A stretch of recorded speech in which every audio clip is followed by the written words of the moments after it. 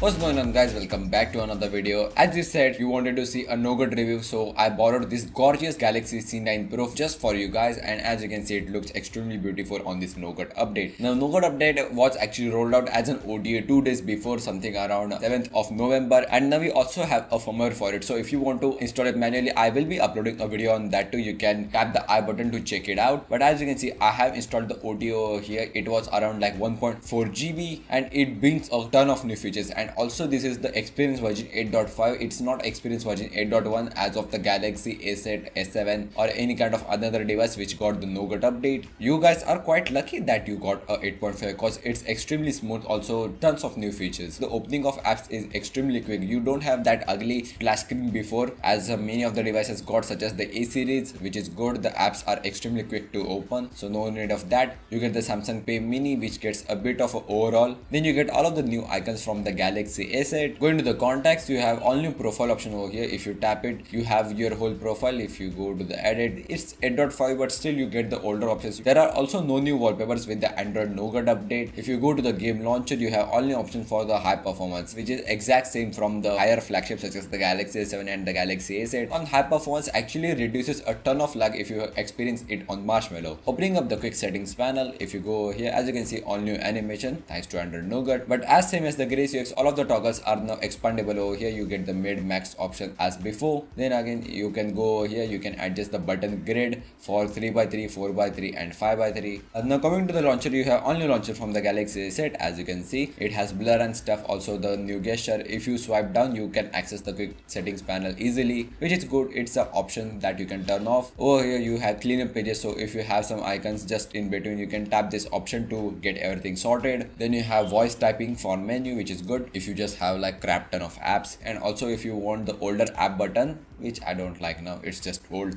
Disable quick open notification panel, which is good. Going to software info, Android 7.1.1 Nougat. Now let's just start from the top, going to the sounds and vibration. If you go down, you get all new options for separate app sound. So here you can actually select separate devices for separate apps. There is also new option for use volume keys for MIDI, which is also been available into the volume panel, which is quite weird that you need it into the volume panel too. I guess many people use it. Going to the display, you have auto brightness, and you also get all new option for reset usage patterns. So if you do that, the auto brightness works pretty much just lifelike. Zoom and font, you have 3 options over here, unlike another devices which have 5 options. All Samsung devices have only 3 options for screen zoom. You have LED indicator and stuff, which is just same as before. Going down, you have only options for block accidental touches, which I'm not actually having a whole idea what it really does. Put your device in your pocket and it just accidentally wakes up. This can help you. You still don't get an option to customize your always on display. You still only have the option to customize your themes and icons and just the wallpapers. Going to the advanced features, you get smart stay. Going to the games, you still have those 2 options. Going to the one-handed mode, you have only options for the gesture and the button. So gesture would be much more better. Gesture is just simple. You can do this. You get Galaxy asset like navbar. You can drag it around. You can make it bigger. Again, you can just exit it, which is just awesome on this massive 6-inch display. Going to the multi-window, you also have options for pop-up view, action and split screen. So if you want to go into the multi-window, you can just pop it up. Use any kind of app with it, which is quite cool. But enabling that, you can also get the option for the pop-up view gesture, so you can use it as a window. If you already just want to use it as a window, you can just do this too, which is quite cool to be honest. Then you have dual messenger as a standard option. So if you have any kind of social media apps and you use dual SIM, especially with the WhatsApp, you can actually use WhatsApp for both of the SIMs. Going to the device maintenance, there is nothing new at all. You already get your older options such as S power planning mode and the mid and the max option, which get a bit of overall. There is nothing new. You also get dose mode, so the battery drain with the always on display is much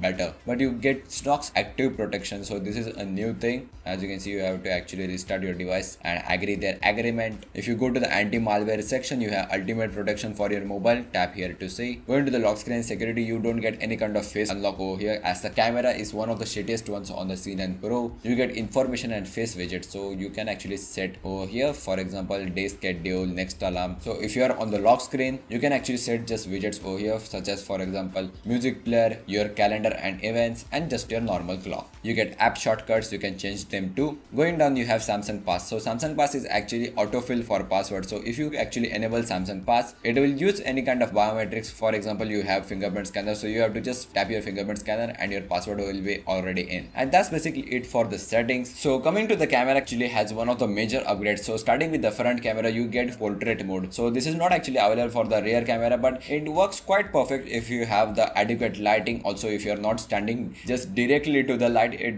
works kind of perfect. It's not the best thing or near as Oppo or Vivo. You have face beauty. Now you also get the option for smooth and the color balance, and you get the crappy face stickers from the Galaxy A7, which I didn't use in my whole life. You can actually add the text on the screen. Then again, you get color filters from all of the apps such as B612, the Rhetoric and stuff. You get this social camera option over here, which is just made for the new generation. So you can actually select for 1:1 aspect ratio or 4:3, and then you can just directly share your images via WhatsApp, Messenger, Facebook, or any kind of another social media app. Also new option for zooming in like the Galaxy S8. You have to just slide your capture button, which is kind of good to be honest if you're recording a video. Above here, there is nothing new. You get your standard options on the left. Going to the settings, nothing is new over here. You still get the normal options such as floating camera button and stuff. And that's basically it for the Nougat update. Yeah, there are many under the hood changes over here such as Vulkan API and just crap ton of performance enhancements in this experience version 8.5. Also huge thanks to Samsung Smart Cafe in Alibag for providing me this review unit so that I can bring this Nougat update to you guys, and see you in the next one.